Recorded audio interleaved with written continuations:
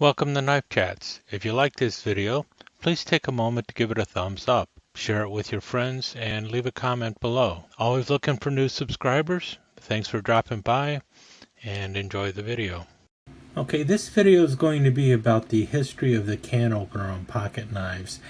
And it's also I have an ulterior motive to it, but it really is going to talk primarily about the can opener and how it developed over time. Now these days, if you're looking at a modern pocket knife, you'll usually see one of two kinds of can openers. You'll see this kind here, which you find on Swiss Army knives and often Swiss Army knockoffs. And then the other one you see here is the safety can opener. Everyone is kind of familiar with it. It's also called like a claw or something. But for the most part, if you're looking at a modern knife these days, you will see one of these two kinds of can openers on them if they have a can opener.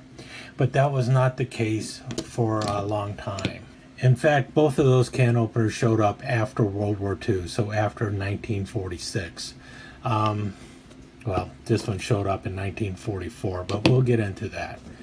For the most part, you saw three kinds of can openers before World War II.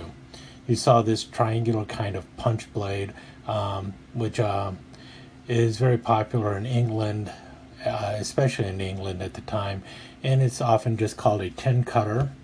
And then you see the other one here, which is like a kind of a lever kind of can opener. It'll look something like this, and it's also sometimes called a claw can opener. And then you also have a third kind, which kind of looks like a half moon, and was also used. Now there's obviously other kinds of can openers out there, but those are the three primary kind you see before World War II, these three here. Now obviously this is a post-World War II knife. This is a modern knife by Rough Rider, and this was a knife made back in the 90s by Remington, but it's using an old style can opener. So just because you see an old style can opener on a knife doesn't mean that the knife was made after or before World War II, but you will not find this kind of can opener like this, or the Swiss Army type can opener on a knife made before World War II, unless somebody actually swapped it out, which would be very remote. So these kind of can openers show up after World War II. So this is a kind of pocket knife that the U.S. Army entered World War II with. And it was using one of those old style can openers, which in fact you basically pushed into the can and then you would rock up on the can and rip open the can with the pointy portion here. The problem is it had a tendency to slip out of the can, and soldiers would often cut themselves with the can opener or with the lid of the can because of how sharp the edge was, because it was ripping the can upward. And it caused all sorts of problems, and both the Army and Marines were looking for a new can opener because this can opener was actually causing soldiers to miss time in the front lines simply because of injuries done to their hands, because it was kind of dangerous, and if they didn't know how to use it, and working on lack of sleep and everything else, it just wasn't the safest of can openers. And so representatives from the military actually went to the Camillus factory and said, what can you do to fix this can opener? And they had a variety of people at that Camillus factory. And they said, we need a safer can opener. And a guy by the name of Michael A. Mirando went over to a grinder, and he took this blade, the can opener blade, and he modified it into a can opener where you would push down to cut the hole in and rock around.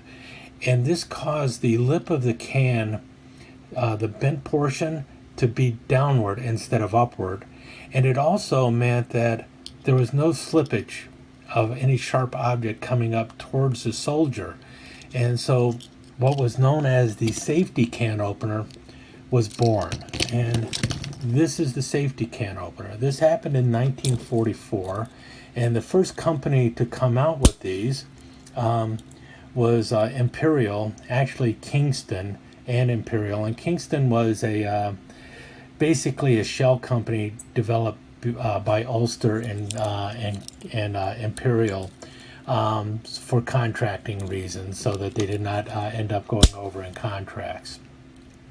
And these knives first saw service with the United States Marine Corps, and it was the first knives to end up with a safety can opener. And originally they actually ended up writing can opener somewhere on here so that soldiers would know this was a can opener, because it looks so much different. Of course, on the opposite end you have a screwdriver, so the layout is similar to what they had before, and the can opener is still in the same location. It will later change. But in any case, that's how this can opener came about.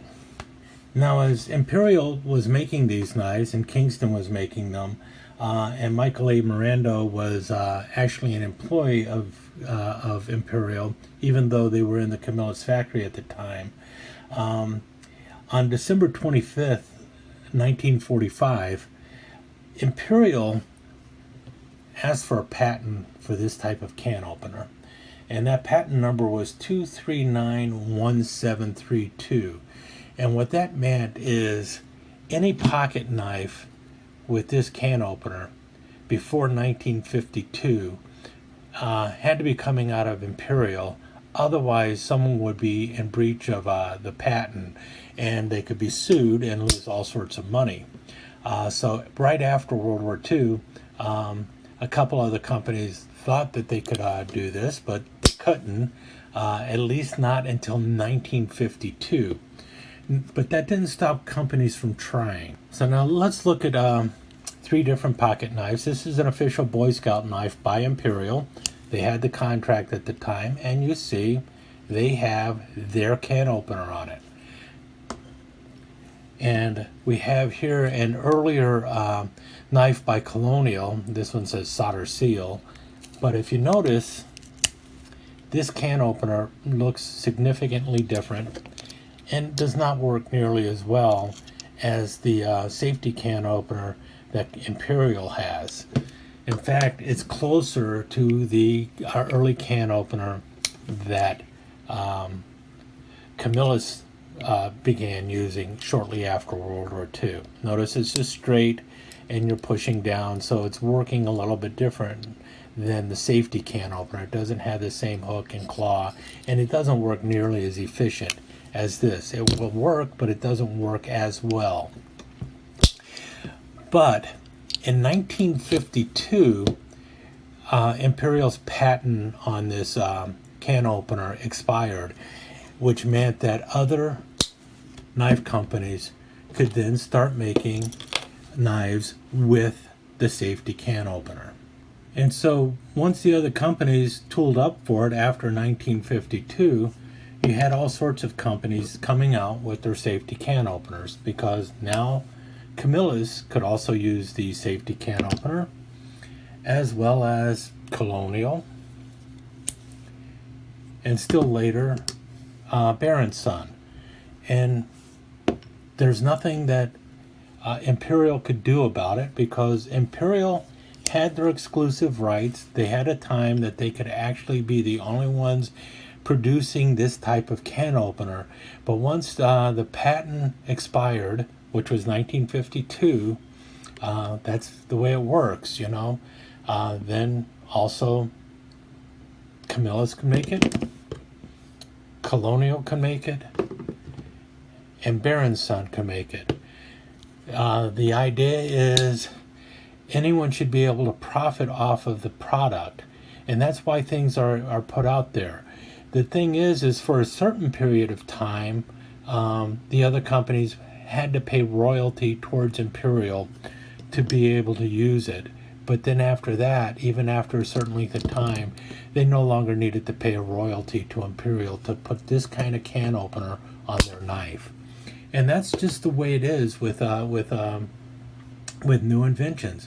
if one company were to have a monopoly on a product and no one else could ever use it, then no one could benefit from it, and they would have a monopoly, and we're really kind of set against monopolies. That's why you also see so many other companies now using the Swiss Army style can opener on their knives, because Victorinox no longer has exclusive rights to this screwdriver.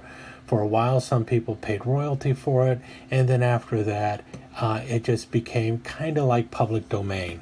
They may still be paying royalty, I'm not sure, but the thing is that's the way it works in the business world, and that's the way it works with inventions. And the reason I'm bringing this up is partly because of this little thing here on this knife by Ganzo, or Gonzo, however it's pronounced. And this lock is very similar to the Axis lock that Benchmade uses, in that you just pull back a little bit and the blade drops closed. I don't know if Ganzo is breaking any kind of patent law using it or not. I don't know if the patent has expired on this. I also don't know if Ganzo is paying a royalty to use this. If they're paying royalties for it, then I don't understand if there's a problem. I see more of a problem because of the round hole here, because the round hole on this knife in this type of blade shape, I believe, is trademarked by Spyderco. And a trademark is a little bit different than a patent. Patents eventually expire, and then anyone can use the technology behind it. And so a company has a certain length of time to make their profit back on a patent. After that time is expired, then companies can pay a small royalty, or sometimes it just goes into public domain and anyone can actually use it in their product. But a trademark is different, and I don't believe this is trademarked. I don't think there's a way to trademark it, but you can, for somehow, Spyderco did trademark this hole with with their little logo next to it. And this might be violating a trademark, which explains why you do not see many Ganzo knives with that round hole. And this one seems to be getting scarcer and scarcer. I don't know if that's the case or not, but that's one thing that you have to understand when this is happening. And really, in the long run, things have been patented on knives. A variety of different things have been patented on knives, and certain companies use them exclusively for a while. Everything from liner locks to the back lock and all sorts of other items have been patented over time, and then the patent expires and other companies start using it as well. So, and if those patents did not expire, then only one company would be able to make a knife with a liner lock. Only one company would be able to make a knife with a back lock. Only one company would be able to make a knife with this style of can opener. And who knows what else. Maybe only one company would be able to have this screwdriver cap lifter on their knife. And that would be a shame. That would be a sad world to be living in.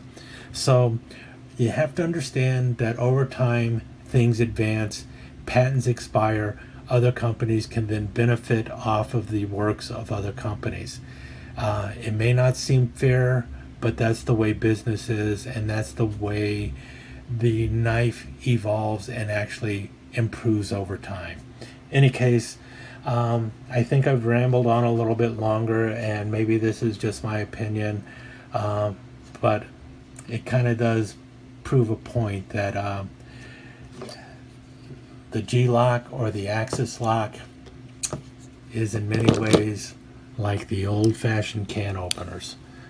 You know, it's one of those things that you're probably going to see showing up on a lot more knives than just Ganzo. Thank you so much for joining us. I hope you enjoyed this episode of Knife Chats, and if you did, please like and share it with your friends. Comments are always welcome. Don't forget to subscribe and ring that notification bell so you'll know when the next episode of Knife Chats is up online. Thanks again. Hope to see you soon.